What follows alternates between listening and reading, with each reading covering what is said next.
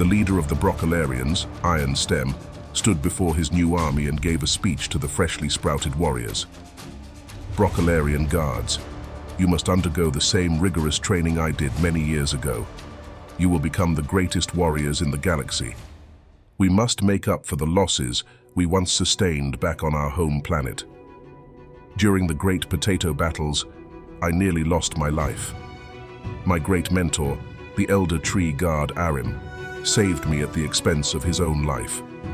But not before he gave me his everlasting mycelium iron life force, which enabled me to destroy the Potatans.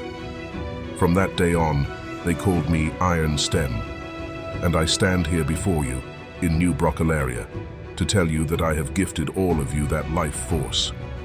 You are all iron-hearted, and not a single Potatan could stand a chance against any of you. But there are enemies more vile than the Potatans, my iron guards. Oh yes, I was there the day the great cauliflower tree fell. To my everlasting regret, I stood guard that day. Merely a humble carotenoid sought pilgrimage at the tree. Their species had never before been a threat, and foolishly I let him gain passage beyond my watch. I was in disbelief at first, when the tree caught fire. The anguish I felt when I knew the priestesses must also be burning was indescribable. I felt all the generations of tree guards disappointed in me, as our entire legacy was destroyed at once. In my rage, I fought off countless carotenoid soldiers I saw charging forward. By the time I fought my way to the base of the tree, the priestesses were all but ash. I knew that only one thing could save our species now: the Broccolarian mothership. Not far from the tree, I ran to its hidden location. The last thing I saw before departing were the eyes of the one that did this. A carotenoid wearing a crown, standing next to a strange purple one. I knew those eyes would pay. As I escaped in the ship, our beat brethren came to our aid. But of course, they were too late. However, I alone saved the primordial flower of our species, safe aboard the mothership.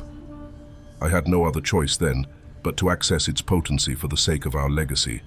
Once I touched the flower, I was hit with the powers of every generation of Broccolarian tree guard. Powers I kept learning how to use. My mentor Arim, even in death, then led me to this planet you stand on today. You are all farms of broccoli with only dormant consciousness. With the flower placed in my chest, my touch breathed life into your DNA. You see before you, New Broccolaria. Every wave of Broccolarians brought to life contribute to the glory of our new world. We will become stronger and greater than any world has ever seen. We have to be, for the carrots must pay. This speech given by Iron Stem was customary upon bringing a new wave of broccoli into sentience. Every new Broccolarian subsequently felt complete allegiance to Iron Stem and acquired immense talent in traditional and technological warfare. But Iron Stem felt something was missing. The new guards were intelligent and competent in their training. While they were able to act as one mind, he found that original thought was lacking in his army. He needed leaders that could think on their own as well. It was this train of thought that led him to Philo's. New Broccolaria was filled with warriors trained in the tradition of the tree guards of old, but there was still a faction of newly sentient Broccolarians that leaned towards the ways of the monks. Each new being brought to life experienced a slightly different unfolding of the potential in their DNA. The one known as Philos was noticed by Iron Stem for having a proclivity for deeply studying their tomes. After some conversations, Iron Stem gained a fondness for the keen intellect of Philos and also began to personally train him to fight. After Philos proved himself as formidable in all areas, Iron Stem revealed to him what he felt. These warriors need a leader, Philos. I've been watching everyone carefully, and you are the only one that has what this army needs. You see things clearly and question everything. You must lead the first legions into old Broccolaria, said Iron Stem. Philos responded, then I must know. Why are we doing this? This war, it seems senseless. What good will avenging lost souls do except for cause us to lose more in the process? Iron Stem gazed off in the distance and said, have you ever seen it? Philos looked confused, but Iron Stem continued. Inner Broccolaria. Perhaps you've seen some of the holographic renders in the Mind tomes, but I've seen it, personally. Iron Stem put his hand up, touching Philo's forehead, and continued, while sharing a memory with him. The priestesses gave me a vision of it once. Before I was formally initiated into being a tree guard, I was granted an experience of its majesty, glory, and beauty. No words can ever truly touch its magnificence, Philos. I can only show a dim memory transfer of it, compared to what the great priestess could do. You must understand, the loss of the priestesses must not be for naught. There is something worth fighting for. You see, we can regrow the flower.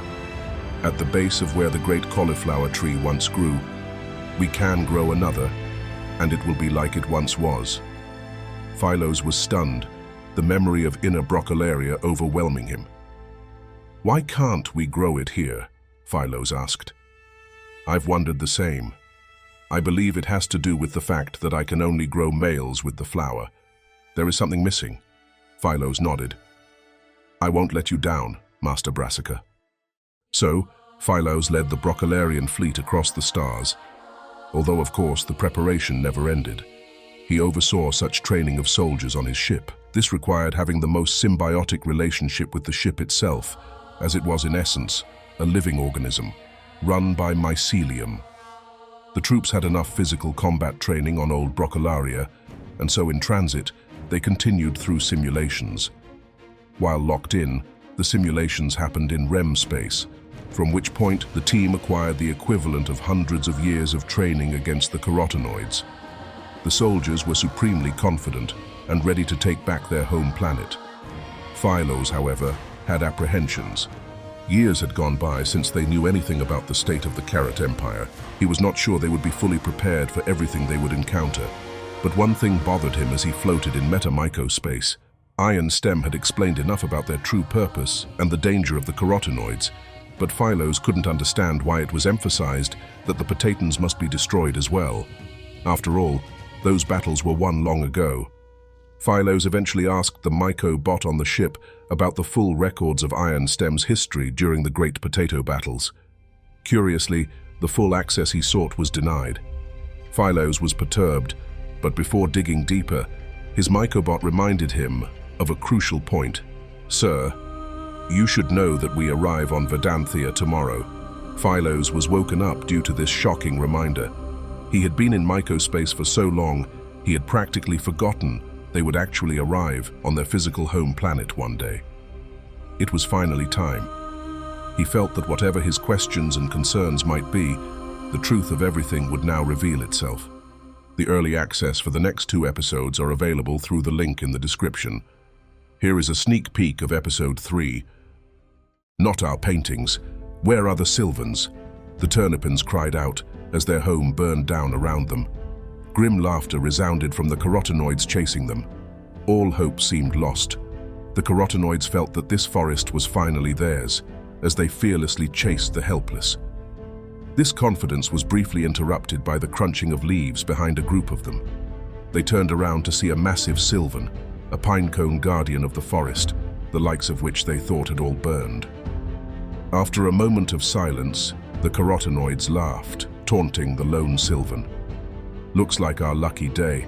I thought we ran out of Sylvans to burn, said one of them. The Sylvan kept walking forward, unfazed, and responded, You're right about that. You are lucky. Very few of your kind have seen what it truly means for us to serve the waning moon.